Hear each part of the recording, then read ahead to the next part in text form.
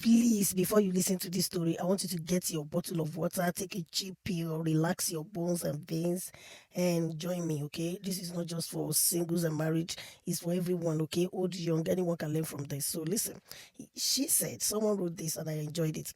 I danced at my husband's side chick's naming ceremony. What? What in the world? Oh my chicken noodles. Like my daughter used to say. All right, I sprayed them money. I ate the jollof rice. But inside my bag, I had a gift that will end the party. Really? Okay, let's see what that gift is. They say fear women, but honestly, you should fear a calm woman. My name is Adesua. I have been married to Kule for 6 years. 6 years. Please take note of how many years. 6 years. Put it on your left hand. 6 years of God will do it. 6 years of his mother calling me a man woman because I couldn't give them a child. I took all the insults. I drank the bitter herbs.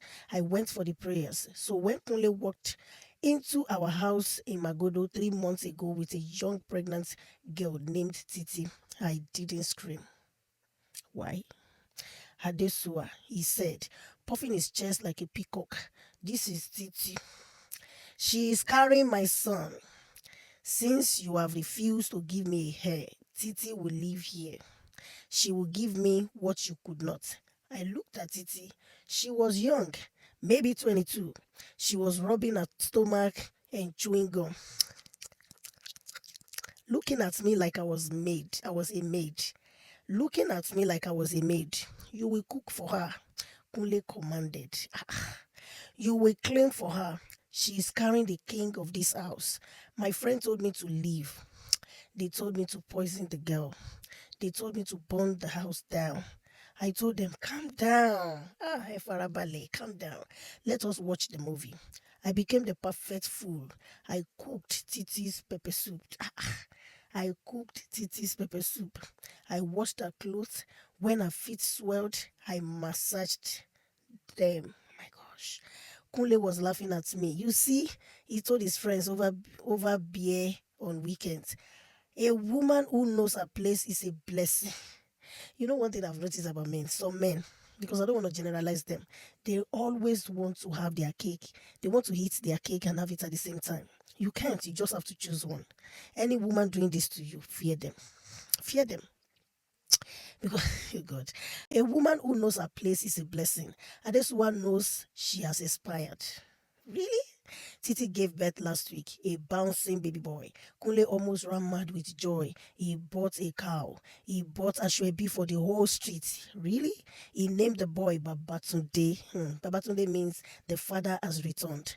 Father has returned. The naming ceremony was yesterday. The compound was full. Kunle's mother was dancing, casting bad eyes at me. The barren tree has been shamed. She sang in Yoruba. When it was time for the gift, I stood up. I was wearing my best gold jewelry. I looked expensive. I walked to the high table where Kunle and Titi were sitting with the baby. I picked up the microphone. The DJ stopped the music. The DJ is a suspect. My husband, I said, smiling. Kunle grinned. Thank you, Adesua. I hope you learn from Titi. I have a special gift for the baby, I said. I pulled out a large brown envelope from my bag. 6 years ago, I started. I cleared my voice. Before we got married, we did some tests. You didn't go to collect your results because you were busy. You asked me to collect them. Kunle frowned. What are you talking about? I collected them, Kunle, but I hid them from you because I loved you. I didn't want to bruise your ego. I opened the envelope and I pulled out a framed document. It was a medical report from Lut. So Lut is one of the general hospitals in Nigeria. This is a diagnosis of azoospermia. I announced. The crowd went silent. It means zero sperm count. Only you had mumps when you were 12 years old. It destroyed your factory. You have been shooting blank bullets since 2018. I turned to Titi. Her face had lost color, all color. Her face had lost all color. She looked like a ghost. So, my darling husband, I continued, if you have zero sperm and Titi has a baby. I looked at Kunle's best friend, Jide, who was sitting in the front row. Jide was sweating. He was shaking. Maybe Uncle Jide can explain why the baby has his nose. The silence in the hall was heavy. I turned to Titi. Her face had lost all color. She looked like a ghost. So, my darling husband, I continued, if you have zero sperm and Titi had a baby. I looked at Kunle. I looked at Kunle's best friend, Jide, who was sitting in the front row. Jide was sweating. He was shaking. Maybe Uncle Jide can explain why the baby has his nose. The silence in the hall was heavy.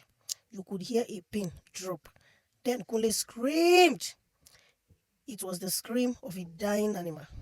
He grabbed the paper from me. He read it. He looked at Titi. He looked at Jide. I dropped the microphone. Beam. I have packed my bags. I said off mic. The house belongs to my father. So you and your hair have 2 hours to leave. I walked out of the gate while Kunle was breaking bottles on Jide's head. I am currently in a hotel, eating grilled fish and drinking cold fearless. My phone has been ringing non-stop. His family is begging. They said I shouldn't have disgraced him in public. But I tell the truth. Did I go too far? Or did I serve him the breakfast he ordered? So this was gotten somewhere. And my question is, do you think she went too far? If you were in her shoes, what would you have done? I leave the rest to you guys. Have a beautiful day.